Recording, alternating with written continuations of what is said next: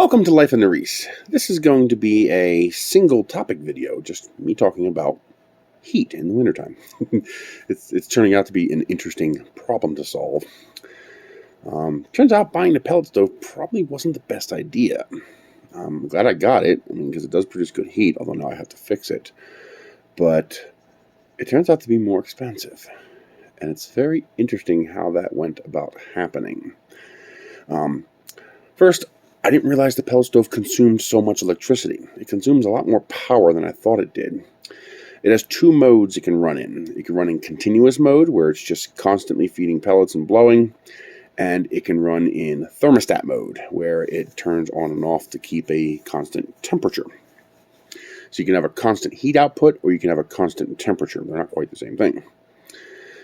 If the heat output is more than the heat leakage from the house, your house is just going to get warmer and warmer.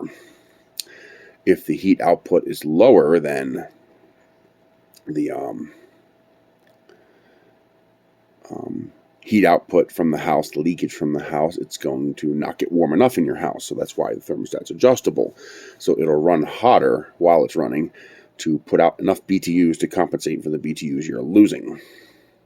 BTU is British Thermal Unit. I don't know the history of that. You could probably just ask your phone, what is the etymology of BTU, or British Thermal Unit.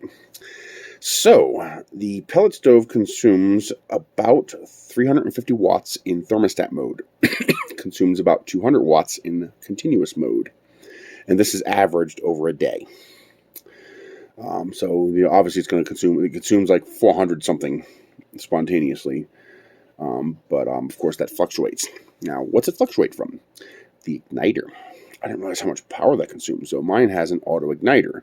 Basically, it's an electric lighter that's inside there. It gets super, super hot, and it ignites the pellets electrically. That consumes a tremendous amount of power. And because it's in thermostat mode, that runs for a surprisingly large amount of the time that the heater is on before it cycles off again.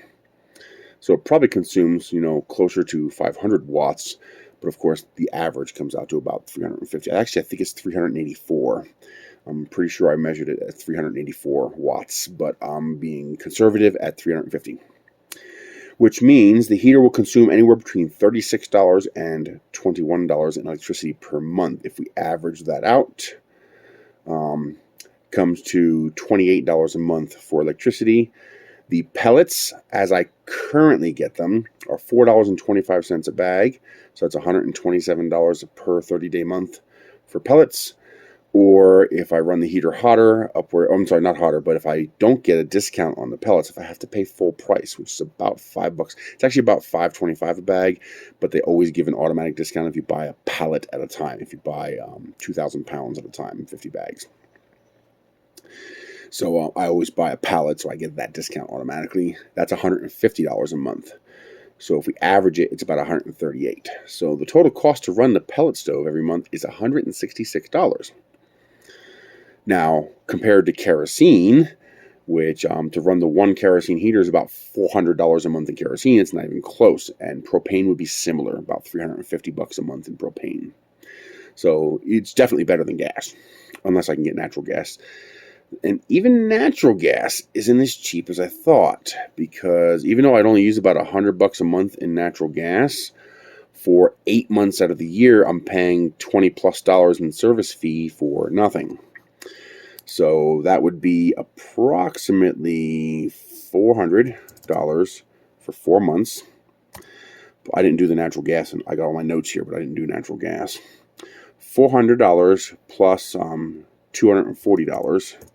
So that's $640, and if we divide that by 4 months for winter, that's $160 a month, so about the same as the pellets.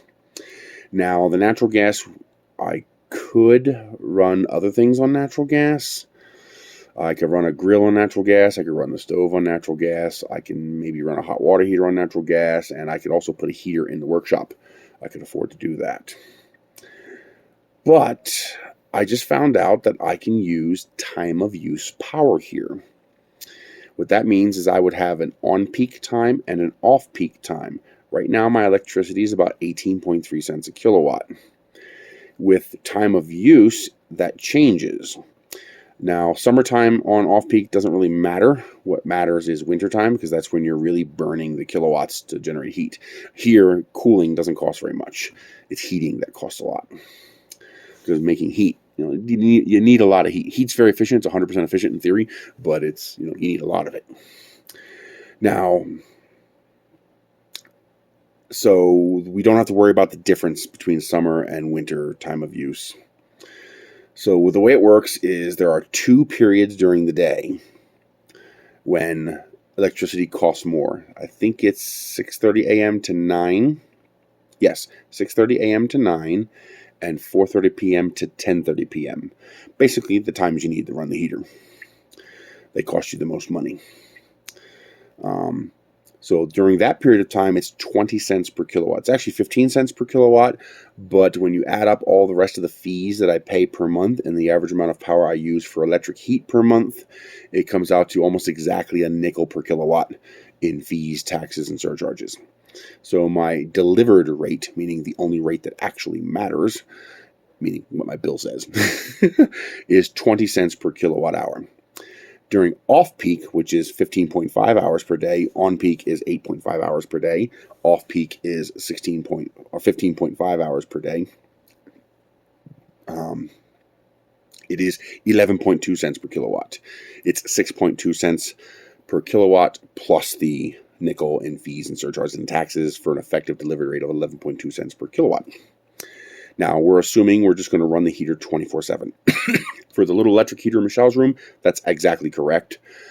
For the mini split, that's not exactly correct, but it also doesn't really matter because I'm averaging the power throughout the day, so the difference is going to be less than $10. So we can ignore the fact that the mini split will not run as hard during the day versus at night, etc. We can ignore that. So the mini split will consume, mini split plus the heater I run for Michelle, will consume $149 per month. It's actually less than the pellet stove. And there's a big difference in that usage as well because the pellet stove requires substantial work. I have to spend gas to go get the pellets and bring them back to the house. I have to, they load up the pallet into the pickup truck, but I have to unload 2,000 pounds worth of pellets into my container out back. I also have to go out to the container every 3 days and bring in 120 pounds worth of pellets to fill up the hopper. I have to shut down, cool off, and clean up the pellet stove once per day. On low continuous, I can get away with 2 days. But at some point, at least every 1 or 2 days, I have to shut it down. I have a little ash vacuum that I use once it cools down because it melts the hose if it doesn't cool down enough. I found out the hard way. A couple pellets got jammed, a couple ash blocks got jammed in the hose and just melted it. So I have to shut it down. It's a lot of maintenance. I got to clean it out. I got to vacuum it all out, and then I could turn it back on again. But let's ignore the physical labor. Now, the advantage of the electric is you press the power button, and it just works. It just works continuously. In fact, the savings during the warmer period, like right now, is even greater because the pellet stove, well, not the pellet stove, the electric heater, I can program it to literally turn off during those on-peak hours when I'm paying 20 cents a kilowatt. So right now, my mini split is programmed. Well, I'm actually using my smart outlet to turn it on and off. But I have a program to turn off from 6:30 to 9 and from 4:30 to 10:30. And then it automatically turns on during the off-peak time. So I'm only using the mini split during off-peak time. I can do that when it's warmer here. I have it set for 24 Celsius. So it gets a little warm. It gets like 74, 75 degrees during the day, but that carries me over to night. So it keeps the temperature 71 in here at night because the heat from the day carries over. Now, on particularly cold days, it doesn't work. I have to boost heat. So, for example, I had to run a 500-watt heater in my room, and I had to run a 700-watt heater here in the living room on top of Michelle's 500-watt heater, on top of the kilowatt that the mini split consumes, and I had to run a kerosene heater. But that was when we were down to -8 degrees Fahrenheit here. I don't even know what that is in Celsius. It's cold as hell. It's like -30-something Celsius or whatever. But that was only for 3 days. So it doesn't really matter. So we can ignore the exceptional days. I'm going to keep the pellet stove as a backup for those exceptionally cold days because it can put out 40,000 BTUs. When the pellet stove is running, it is in fact capable of heating this entire house even when it's cold. The electric heaters, not so much. On our normal, typical winter days, where it's 40s during the day, below freezing at night, the mini split and the little heater are enough to keep it comfortable in here. But once it gets to the point where it's freezing around the clock, which actually doesn't happen very often here, then it's not enough because it only puts out 12,000 BTUs. So there is another electric rate that I can get at 4 cents per kilowatt hour, 0.397 cents per kilowatt hour, which is 9 cents per kilowatt hour effective, if I use electric thermal storage of at least 9 kilowatts. I don't think it's worth it because that's going to cost me like $4,000 to install that. And even over a period of 10 years, that's $400 a year, which makes it which doubles the price of the electric consumption when you have to amortize the cost of that new furnace in here, and you're only saving 2 cents a kilowatt because it's still 20 cents a kilowatt on peak. The way that works is there's heat bricks inside the heater. It uses excess power at the cheaper rate when you're off peak to heat up and store heat in those thermal bricks. And then when you're in your on peak time, your high cost time, 20 cents a kilowatt, it stops using electric heat and simply blows the heat that's stored in those bricks to keep the house warm until it's off peak again. That'll work perfectly for the morning when there's only 2.5 hours of on peak. It could get sketchy at night when you have 6 hours of off peak. Then I thought she said something to me, so I was trying to figure out what she said. I don't think it's worth it. I don't think it's worth it at all. The What did you I had to tell her not to talk so loud. She was saying things that would sound really weird over a video without context. She's talking to the cat. So electric thermal storage, not worth it. Not for 2 cents of savings. Plus, it still uses power during on-peak time because it still has to run the blower. And as we found out, blowers actually take quite a lot of power.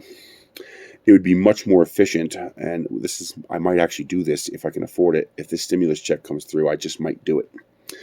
I might just get another mini split and run 2 mini splits. Ideally, what I'd like to do is to have him move this mini split into my bedroom and then put a dual head, higher BTU, higher SEER rating, more efficient heat pump in here, and have one head in the living room and one head at the end of the hallway to keep those 2 bedrooms warm. And then just run the dual head unit and never run the other one unless we really need it. Like when we have that -8 degree, turn on both to provide the extra BTUs. But I think a 20,000 BTU unit with a higher SEER rating might be worth it in the long run. Because 20,000, 24,000 should be enough to be the sole heat source for the house for most days. And then when I need extra, I can kick on the 12,000 BTU, and during a power out scenario, I have the kerosene heater for just that reason because it doesn't require power. So because of just how efficient the mini split is, and because of this new time of use power that I didn't know I could take advantage of, one of my neighbors told me about on Nextdoor. Says, hey, switch to time of use. We saved a ton of money. Electric heat is cheaper when you switch to time of use. And they're right. What would it cost to run that mini split without time of use? Let me figure that out. Yes, it is substantially cheaper to run the mini split plus Michelle's heater at my previous rate is $200 a month. So we're going from $200 a month to $149 a month. That's a $51 savings. And that's including the change in fees, because the monthly fee is $21.75, but they raise it to $25 when you use time of use. So they're actually screwing you over a little bit, because they, not by much, but 1,628 kilowatts. No, I'm sorry. 5 divided by 1,628. They're adding 0.3 cents a kilowatt hour just by increasing the fee by $5. Dirty bastards! I hate when. Why does the fee have to change? Why does the fee have to change? Ugh, I hate when they nickel and dime you. They shouldn't even be allowed to separate all these charges. They should advertise 1 per kilowatt rate and charge you that 1 per kilowatt rate. No fees, no taxes, no extras, no surcharges, no state tax, no city tax. They should be required to build it into their cost of service and just say, this is how much you pay per kilowatt, period. So it looks like electric heat might actually be more efficient. For 2 of the 4 months of winter, or more like 2.5 of the 4 months of winter, absolutely cheaper. For example, now I can run that only 15.5 hours a day. I don't even have to run it 24 hours a day because we're getting 50-degree weather during the day.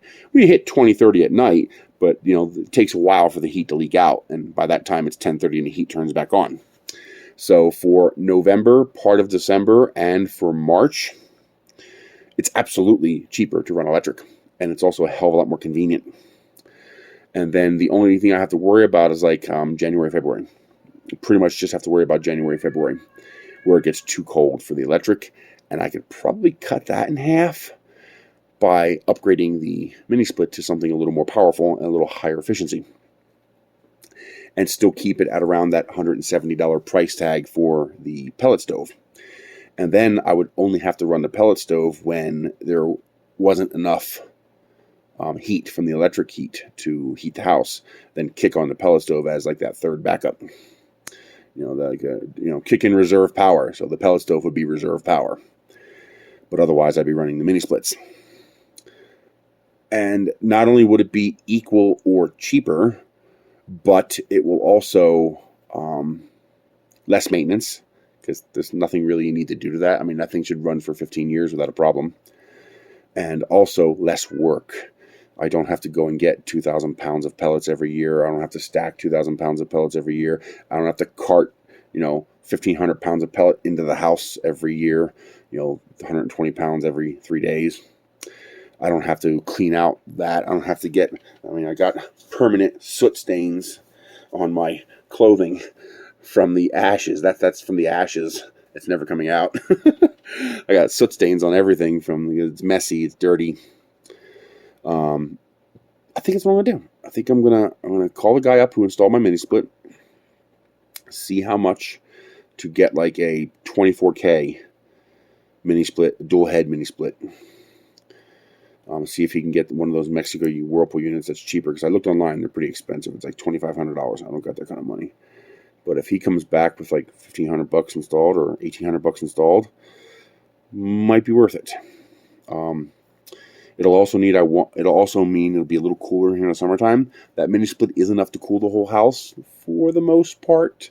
The ends of the house get a little hot during the hottest days.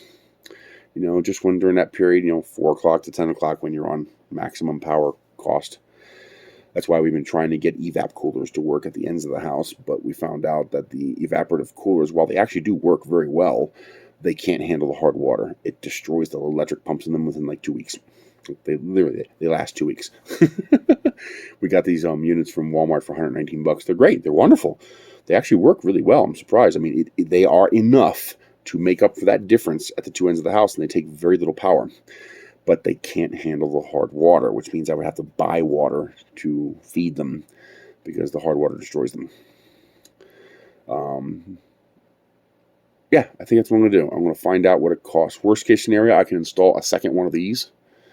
I'd prefer not to do that, but it wouldn't be that bad. It'd be $206 a month to run them both. But the reality is, I could run both of them during off-peak and just one of them during the high-peak time. So I could set one to run 24 hours and set the other one to only run during off-peak time, which will cut its power consumption in half. It's literally, the on-peak and off-rate peak time are literally 50% or 100% difference. So it cost me the exact same amount of money to run that mini split for the 8.5 hours of on-peak as it does for the 16.5 hours of off-peak. Because 11 cents, 20 cents, it's almost exactly half. So it would only be, I wouldn't have to run her little electric heater anymore. So it would be $150 It'd be 154. So running 2 mini splits would still be cheaper than the pellet stove, because the pellet stove is 166. That's amazing. And I wish I'd known about the time of use before I spent $1,500, actually closer to $1,800 buying the pellet stove, plus the 3 tons of pellets that I bought. What is that? 150 times 4.25, $600 in pellets. So before I spent $2,500 in pellets, pellet stove, installation kit, etc., I wish I'd have known about time of use. We don't have that back in Pennsylvania, so I didn't even think of it until somebody told me about it. So you live and learn. You live and learn. So that's what I'm going to do. Worst case scenario, $900 to install another one of these. I'll definitely run a custom electric line for one breaker for those two. You know, a 20 amp breaker would handle running 2 of those. Because what is that? 20 times 115. That's 2.3 kilowatts. That might not be enough. They average 1 kilowatt each, but peak is 3.4. So I would actually need a 30 amp breaker for that. And I would also need 30 amp capable wire for that. So times, that's 3.4 kilowatts. So I would definitely need either 2 circuits or one 30 amp circuit in order to run 2 of those mini splits. So it would be more efficient to run a dual head mini split. But yeah, we'll see. I will keep you guys updated. I know it was a long, maybe it was a boring video, but this stuff was kind of fascinating.